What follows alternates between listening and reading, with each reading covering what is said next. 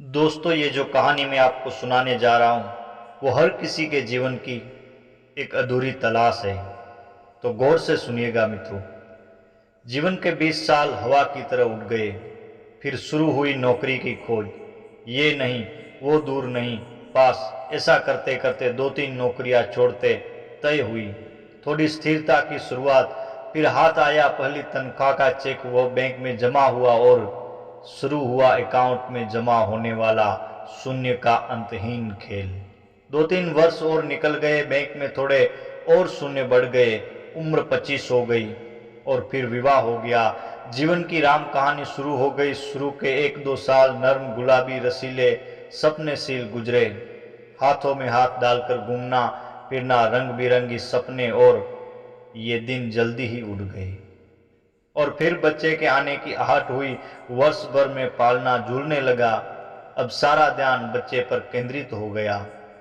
उठना बैठना, खाना पीना, लाड दुलारा, समय कैसे फटाफट निकल गया पता ही नहीं चला। इस बीच कब मेरा हाथ उसके हाथ से निकल गया, बातें करना घूमना फिरना कब बंद हो गया, दोनों को पता ही नहीं चला। बच्चा बड़ा होता गया, वो बच्चे में व्यस्त होती गई। मैं अपने काम में, घर और गाड़ी की किस्त, बच्चे की जिम्मेदारी, शिक्षा और भविष्य की सुविधा, और साथ ही बैंक में शून्य बढ़ाने की चिंता। उसने भी अपना काम पूरी तरह जोर दिया और मैंने भी। इतने में 35 का हो गया। घर, गाड़ी, बैंक में शून्य, परिवार सब है, फिर भी कुछ कमी है। पर वो क्या है समझ नहीं आया। उसकी चिड़चिड़ बढ़ती गई। मैं उदासीन होने लगा। इस बीच दिन बीतते गए, समय गुजरता गया, बच्चा बड़ा होता गया, उसका खुद का संसार तैयार होता गया। कब 10वीं आई और चली भी गई पता ही नहीं चला। तब तक दोनों ही 40-42 के हो गए। बैंक में शून्य बढ़ता ही गया। एक नितांत एकांत क्षण में मुझे वो गुजरे दिन याद आए और मौका देखकर उसने कहा कि अरे जरा आओ, पास बैठो, चलो आज हाथ में हाथ डालकर कहीं घूमने चलते हैं।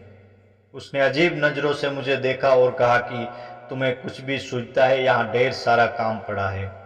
तुम्हें बातों की सूझ रही है? कमर में पल्लू खोस वो निकल गई। तो फिर आया 45 साल। आंखों पर चश्मा लग गया, बाल काला रंग छोड़ने लगे, दिमाग में कुछ उलझने शुरू हो गई। बेटा उधर कॉलेज में था, इधर बैंक में शून्य बढ़ते रहे थे। देखते ही देखते उसका कॉलेज खत्म, अपने पैरों पर खड़ा हो गया। उसने पंख फूटे और उड़ गया वो परदेश। उसके बालों का काला रंग भी उड़ने लगा, कभी कभी दिमाग का साथ छोड़ने लगा। उसे चश्मा भी लग गया। मैं खुद बूढ़ा हो गया, वो भी उधर लगने लगे। दोनों 55 में 60 की ओर बढ़ने लगे। बैंक के शून्य की कोई खबर नहीं। बाहर आने जाने के कार्यक्रम बंद होने लगे। अब तो गोली दवाइयों के दिन और समय निश्चित होने लगे। बच्चे बड़े होते गए, तब हम साथ रहेंगे वो ये सोचकर घर लिया था। अब बोझ लगने लगा, बच्चे कब वापस आएंगे, यही सोचते सोचते बाकी के दिन गुजरने लगे। एक दिन यूं ही सोफे पे बैठा ठंडी हवा का आनंद ले रहा था। वो दिया बाती कर रही थी, तब फोन की घंटी बजी। लपक के फोन उठाया। दूसरी तरफ बेटा था, जिसने कहा कि उसने शादी कर ली और अब परदेश में ही रहेगा। उसने यह भी कहा कि पिताजी आपके बैंक में शून्य को किसी वृद्धाश्रम में दे देना और आप भी वहीं रह लेना। कुछ और औपचारिक बातें कहकर बेटे ने फोन रख दिया। मैं पुनः सोफे पर आकर बैठ गया। उसकी भी दिया बाती खत्म होने को कोई थी। मैंने उसे आवाज दी, चलो आज फिर हाथों में हाथ लेके बात करते हैं। वो तुरंत बोली, अभी आई। मुझे विश्वास नहीं हुआ। चेहरा खुशी में चमक उठा, आंखें भर आई, आंखों में आंसू गिरने लगे और गाल भीग गए। अचानक आंखों की चमक फीकी पड़ गई और मैं निस्तेज हो गया हमेशा के लिए। उसने शेष पूजा की और मेरे पास आके बैठ गई। बोला, क्या बोल रहे थे? लेकिन मैंने कुछ कहा। उसने मेरे शरीर को छूकर देखा। शरीर बिल्कुल ठंडा पड़ गया था। मैं उसके ओर एकटक देख रहा था। क्षण भर वो शून्य हो गई। क्या शुरू, क्या करूं?